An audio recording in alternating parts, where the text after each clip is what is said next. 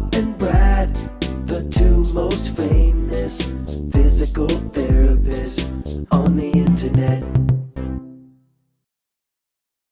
Howdy, folks. I'm Bob Shop, physical therapist. Brad Heineck, physical And therapist. together we are the most famous physical therapists on the internet. In our opinion, of course, Bob. You know, Brad, there's times that a massage gun is the perfect gift, but there's times where you should not use it. Right. And they could cause some problems, even some injury. So there's not a lot of them, but there's things you really need to be aware of. So before you purchase one for yourself, or if you want to get one for someone else, be aware of these things. It may be a game changer. Most people are fine with them. Right. But there's certain areas, even on the healthiest body, you do not want to use these on. Let's start with number one, Brad. Okay, and that's where we start. Let's say let's say you've got one of these.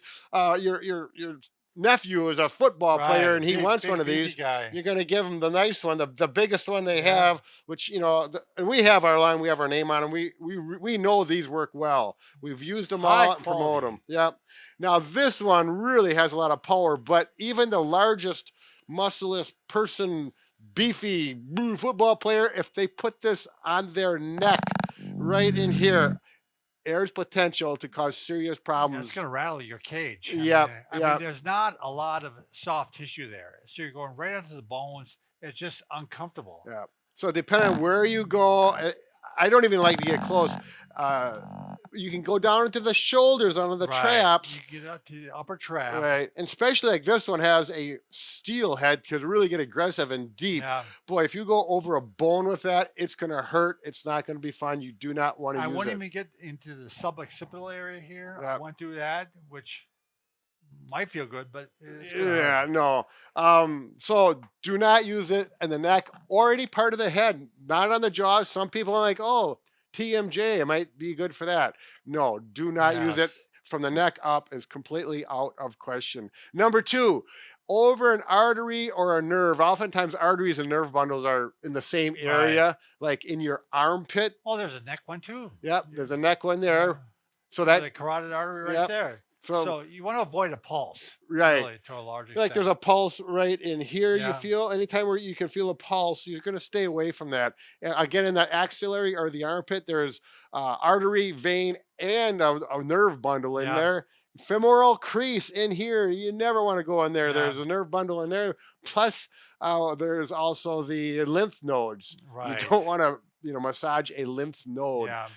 So not that aggressively. Right. Stay away from those areas. You really want to stay on the muscle belly. Right. Okay. There's a few exceptions where you can get to a bone, but then you got to use a special head. The next one, varicose veins.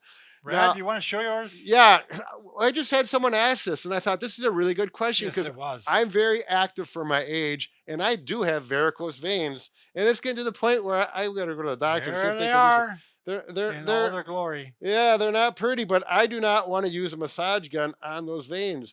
Those veins have valves that are not working properly. And it's not going to help them to work any better by beating them up, right? So stay away from varicose veins. If you have an open wound, it might be a cut, it might be a burn, sometimes or fragile skin. Fragile skin, right? You stay away from that. Well, Only elderly, healthy skin. Areas that just shouldn't be massaged because you could break the skin down. Yeah, and when you have a skin tear, they don't heal up fast. No, and it's very miserable. Bony areas, stay away from bony areas. The only exception is you could grab this one right here. Yeah.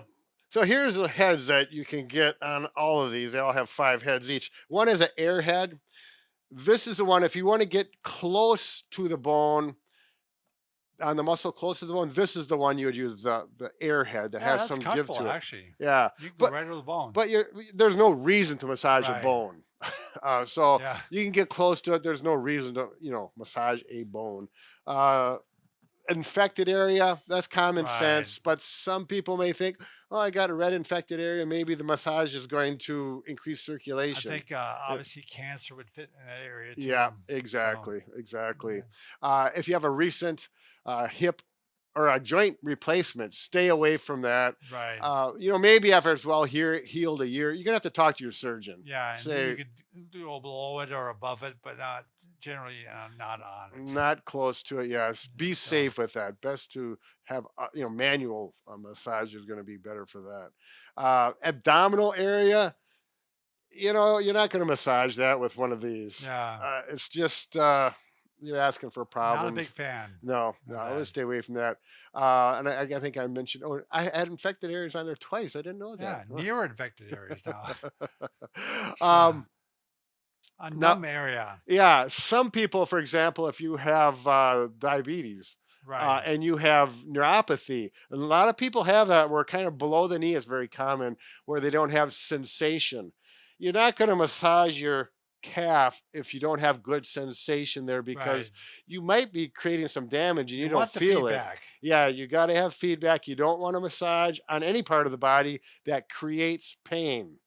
That's not going to help with the sensation either. It's Right. not going to help it regain it or anything like that. Exactly So- right. So for most people, you can easily avoid this. So massage guns are good for the vast majority of people, but these are some red flags to And stay for a away lot of from. problems too, they're good for. And Oh, yeah. really good. I just did a thing on a podcast on fascia, and the guy there felt like it was one of the top things you could do for fascia. Oh, To really? stretch it. Yeah, Yeah. yeah. So, and this fascia thing is it's been out for a while, but now they're starting to recognize more widely how pain. How important it is. Yeah. And it can be a source of pain. Right, exactly, and how to relieve it through massage and stretching and other things. When is that podcast coming up pretty soon? I think so. Yeah, we forgot to mention the podcast, didn't we? Yeah. Yeah.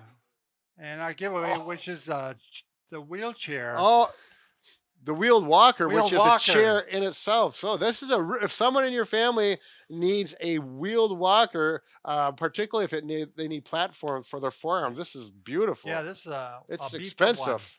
one. Yep, it works out really well, and you can sit when you're tired and when you're weak and weary. Yeah, yeah. So, So it's kind of a specialty thing. Not a lot of people need them, luckily. all right. Good luck. Thanks for watching.